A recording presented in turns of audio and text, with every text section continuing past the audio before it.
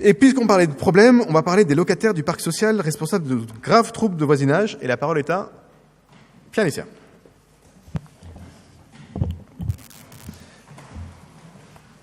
Merci, monsieur le maire. Juste une toute petite parenthèse. Je n'ai toujours pas compris ce que vous vouliez faire dans ce local. D'accord. Bon, comme ça, c'est clair. Donc, si vous n'avez pas compris, je vais peut-être le redire. Ce que je sais ce qui n'y arrivera pas. C'est une salle de consommation à moindre risque. Mais j'ai essayé d'expliquer, après Dominique de Mangel, qui avait quand même été très clair, le processus dans lequel nous sommes. Mais si on connaît l'aboutissement du processus avant d'avoir entamé le processus, c'est pas la peine de faire le processus. Et donc nous faisons le processus. Très bien. Effectivement, une question qui fait suite à l'expulsion il y a un petit peu moins d'un mois maintenant de 5 familles d'une cité, de la cité Réverdy dans le 19e arrondissement, qui avait fait grand bruit dans la presse. 5 familles locataires du parc social de Paris. D'ailleurs, suite à une décision de justice qui était intervenue en janvier, me semble-t-il, expulsion que vous aviez saluée, ainsi que un certain nombre d'élus de Paris. Si l'immense majorité des locataires du parc social parisien est attachée au respect de la loi et du règlement intérieur établi par leur bailleur social, certains d'entre eux se livrent malheureusement à des activités illégales, délictueuses ou criminelles, empoisonnant ainsi la vie quotidienne de leur voisinage et parfois de tout un quartier. Des nuisances, incivilités, dégradations, pressions, menaces, agressions, proxénétisme ou encore trafic de stupéfiants, comme ce fut le cas cité Réverdy. La loi prévoit pourtant que les locataires du parc social doivent user paisiblement des locaux loués. Cette obligation de jouissance paisible s'exerce à la fois dans l'appartement occupé, mais également dans les parties communes de l'immeuble. Lorsqu'ils accèdent au parc social de la ville, les locataires s'engagent également à respecter un règlement intérieur qui stipule qu'ils sont responsables de tous les actes délictueux commis par les habitants du logement.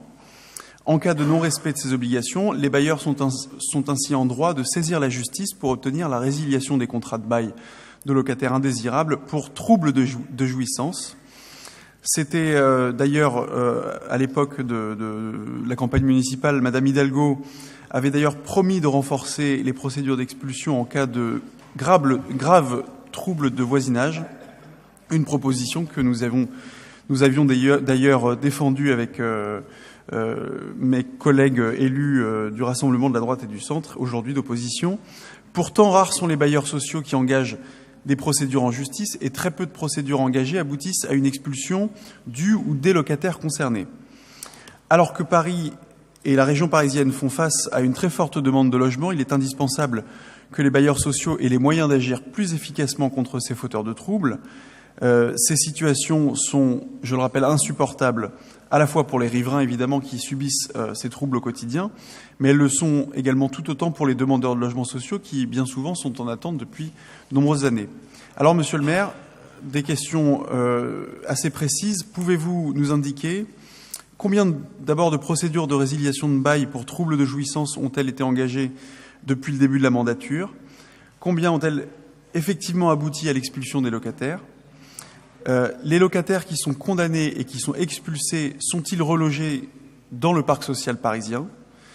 La condamnation pénale du locataire entraîne-t-elle automatiquement son expulsion du logement, ou est-ce au bailleur d'intenter lui-même une action en justice, en plus, pour obtenir la résiliation du bail?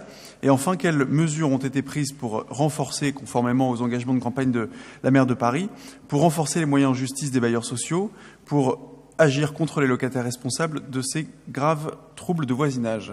Je vous remercie. Merci. Mario Gonzalez. Merci, monsieur le maire. Question fort intéressante à laquelle je suis moi-même confronté dans le cadre de ma délégation, avec parfois un certain sentiment d'impuissance. Et c'est une question qui est essentiellement juridique, monsieur Lissière.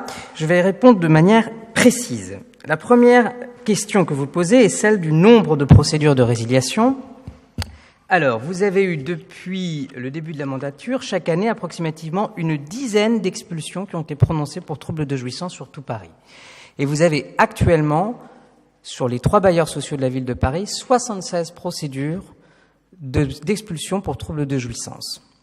Voilà pour les chiffres. Ensuite, vous posez une question sur le fait de savoir si la condamnation pénale du locataire entraîne-t-elle automatiquement son expulsion. Ah non, pardon, si des locataires condamnés et expulsés ont-ils été relogés dans le parc social parisien. Alors là, cette question, c'est un peu plus compliqué d'y répondre. Parce que, comme vous le savez, les bailleurs sociaux, comme les bailleurs privés d'ailleurs, ne peuvent pas demander le casier judiciaire aux candidats. Et nous-mêmes, dans le cadre des attributions, nous n'avons pas accès au casier judiciaire. Donc c'est un petit peu compliqué. Le seul moyen que peuvent avoir les bailleurs sociaux, c'est dans le cadre de leur commission, c'est de recouper leurs informations. Ça, malheureusement, je ne peux pas vous répondre à cette question. Il faut la poser directement aux bailleurs sociaux. A priori, je pense que c'est quelque chose qu'ils font de facto, puisqu'ils ne vont pas remettre quelqu'un qui vienne d'expulser quand même. Ça me paraît quand même assez illogique. Mais en tous les cas, en ce qui nous concerne, je ne peux pas vous répondre, d'autant que Paris Habitat est tenu également par la CNIL, qui a été récemment renforcée, et donc très difficile aussi pour Paris Habitat de nous transférer des informations sur un quelconque passé pénal de l'un de leurs locataires. Bref. Et enfin, troisième question, la condamnation pénale du locataire entraîne-t-elle automatiquement son expulsion? Et le bailleur social doit-il nécessairement intenter lui-même une action en justice? Alors, sur cette question, la réponse est non. Le bailleur social devra nécessairement passer devant le juge, indépendamment d'une condamnation pénale prononcée par son locataire. On peut le regretter, mais c'est la loi.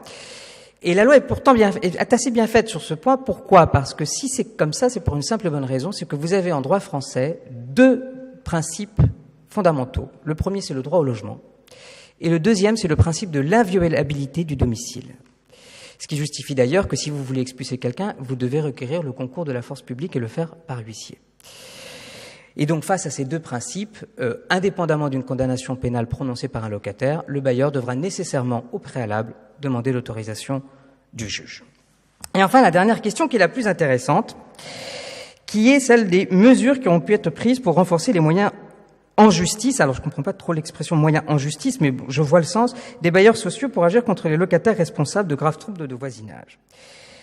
Alors, sur ce point, vous avez un engagement de campagne de Anne Hidalgo qui a été tenu et que vous retrouverez dans le cadre du contrat parisien de prévention et de sécurité, page 131.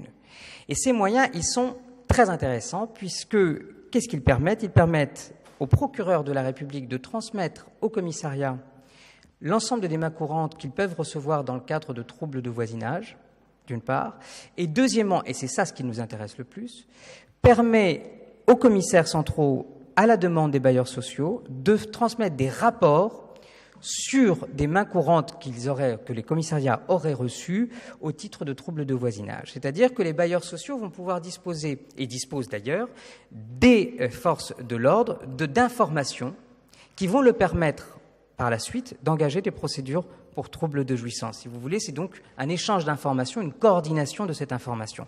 Par ailleurs, sachez que moi-même, j'ai été amené aussi à signaler, en tant qu'élu de la mairie d'arrondissement, à signaler au procureur et au juge en charge du 18e certains cas qui m'ont été remontés soit par des bailleurs sociaux ou autres, afin qu'ils puissent vérifier si les informations avaient bien été transmises au commissariat de l'arrondissement et si le commissariat lui-même avait pu transmettre les informations aux bailleurs. Donc nous sommes très vigilants sur ce point-là.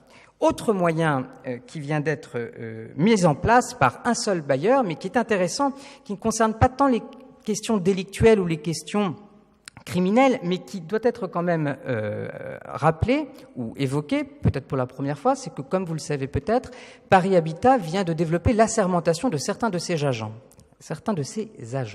Contrairement à ce que dit la presse, ce ne sont pas des gardiens. Ce sont très rarement des gardiens. Les gardiens ne peuvent être assermentés que sur le base de volontariat. Ils ne sont pas tous très volontaires et on peut bien les comprendre parce que c'est pas facile.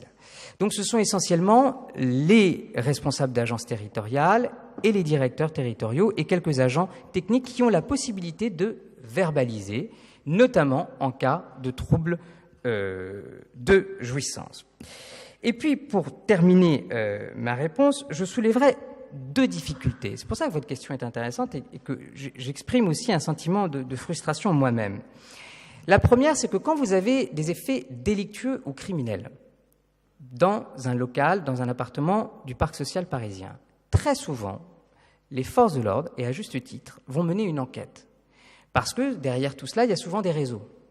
Et donc, on va demander aux bailleurs sociaux de patienter, d'attendre, de telle sorte à ce que l'enquête puisse être menée jusqu'au bout. Et parfois, effectivement, pour nous, c'est frustrant, et pour les voisins, encore plus. Parce que vous vous rendez compte, c'est souvent des troubles vraiment insupportables. Mais pour mener à bien la phase pénale, il faut retarder la phase, on va dire, civile, qui consiste en l'expulsion. Et puis, deuxième difficulté, et c'est la difficulté majeure, c'est le problème de la démonstration du trouble de voisinage. Et ça, c'est une condition qui est systématiquement posée par le juge. Il faut démontrer qu'il y a trouble des voisins, donc c'est bien les voisins qui subissent les troubles, et deuxièmement, que ce trouble est grave. Parce que vous pouvez être condamné pénalement, mais ne causer aucun trouble aux voisins. Et donc, il faut le démontrer, tout ça. Et c'est là où les bailleurs sociaux sont confrontés à une difficulté majeure, c'est que très souvent, les locataires, et on peut les comprendre, souvent par peur, et on peut les comprendre, ne veulent pas attester, ne veulent pas témoigner. Ils vont alerter, ils vont dire « attention, il y a des voisins, etc. » Mais dès que les bailleurs leur demandent « pour que nous puissions agir, il nous faut des attestations » et qu'ils leur demandent ces attestations, les locataires refusent pour se protéger. Or, aujourd'hui, en droit français, la seule attestation qui existe est une attestation nominative. Il faut donner son prénom, il faut donner son nom, il faut une copie de la pièce d'identité. Et cette attestation peut être versée au débat dans le cadre d'une procédure pénale ou d'une procédure civile. Donc, on peut comprendre la légitime crainte des locataires. Il y a une tentative qui a été faite par Paris Habitat notamment, et sur une des résidences du 18e arrondissement, qui a échoué. Parfois, elle réussit, mais là, elle a échoué. C'est de faire des attestations par voie d'huissier, anonymes, et les transmettre au juge, en disant, voilà, comme c'est fait par huissier, certes c'est anonyme, mais l'huissier a bien constaté l'identité de la personne, dont on ne révèle pas l'identité. Le juge de l'exécution ne permet pas cela, c'est-à-dire qu'il ne permet pas que l'on missionne un huissier pour faire cela, et les juridictions ne considèrent pas cela comme un élément de preuve, parce que ce n'est pas une attestation conforme à la loi. Et je finirai ma réponse par une question à notre député, mais qu'il se rassure, puisque c'est une question que je posais également aux autres députés de la majorité précédente, et notamment dans le cadre de la loi sur l'égalité et la citoyenneté, c'est justement sur cette question de l'attestation. Parce que ça mériterait quand même une réflexion au niveau législatif, qui est celle de permettre, dans certains cas, et notamment ces cas-là précis, la production d'attestations anonymes, justement, par voie d'huissier. Ça faciliterait énormément le travail et ça permettrait surtout aux bailleurs sociaux d'agir beaucoup plus vite et beaucoup plus efficacement. En tous les cas, je finirai par là. Sachez qu'en ce qui concerne la mairie du 18e arrondissement et ma délégation, systématiquement, dès que nous avons des signalements de ce type, je transmets les modèles d'attestation aux locataires. J'invite les amicales, j'invite les locataires à avoir le courage, indépendamment de la difficulté de la situation, de produire ces attestations. Parfois ils le font, parfois ils ne le font pas. Et nous travaillons main dans la main avec les bailleurs, les services de la justice et les services de l'ordre pour que les informations soient systématiquement transmises et que tout puisse se faire dans les meilleurs délais. J'espère avoir répondu à votre question. Merci beaucoup pour cette réponse, effectivement très complète. Un mot peut-être ? Oui, effectivement, merci beaucoup pour tous ces éléments de réponse très très détaillés. Simplement, deux aberrations, deux choses qui me paraissent aberrantes. Et effectivement, je pense que à la fois la maire de Paris, non pas en tant que législateur, mais en tant que maire de la capitale, peut déjà influer auprès du gouvernement et du législateur. Puis à la fois Pierre-Yves, qui est député également de notre arrondissement. Mais deux aberrations. La première, c'est que les bailleurs, et je le découvre, les bailleurs entre eux n'aient pas accès aux informations et surtout aux raisons qui ont conduit un bailleur à expulser un locataire. Ça me semble totalement aberrant. Qu'il n'y ait pas de partage automatique d'informations, que ne soit pas notifié un dossier d'une personne, les raisons Ou alors j'ai mal compris. Si, c'est ce que je vous ai dit. C'est que dans le cadre de contrat local de sécurité et de prévention de la ville de Paris, vous avez la possibilité, le commissariat a la possibilité de transmettre toutes les informations qu'ils ont sur un locataire précis aux bailleurs sociaux, à la demande des bailleurs sociaux. Voilà, à la demande des bailleurs sociaux. Encore faut-il le faire. Je peux vous assurer que dès qu'un bailleur social, en tous les cas, les 3 bailleurs sociaux dans l'arrondissement, à chaque fois que nous avons un problème de trouble de jouissance, je peux vous assurer que ils demandent systématiquement toutes les informations au commissariat. On va pas. Vous pourrez avoir un dialogue ensuite. Vous aviez un deuxième élément. Oui, non, deuxième chose, c'est sur le fait qu'il n'y ait pas d'automaticité entre la condamnation et l'expulsion. Et là, ça relève du législateur. Et puis ce que vous aviez également expliqué sur la difficulté pour la justice de constater le trouble et donc de passer par cette voie d'huissier justement. Mais voilà, là ça relève plus de la compétence ni de l'arrondissement ni de la mairie de Paris. Non, d'ailleurs, une partie ne relève pas non plus de la compétence des parlementaires parce que c'est l'ordre général du droit. C'est-à-dire qu'il n'y a pas de peine automatique nulle part, il n'y a aucune peine possible qui n'est pas prononcée par un juge. Donc ça, même avec la meilleure volonté du monde des parlementaires, on va quand même continuer, je pense, à respecter les droits fondamentaux. Il est hors de question qu'un bailleur puisse prendre une décision sans l'avis du juge, et sauf à ce que le juge puisse prononcer en même temps une condamnation pour un acte répréhensible et l'expulsion d'un logement, ça paraît quand même assez difficile de l'envisager.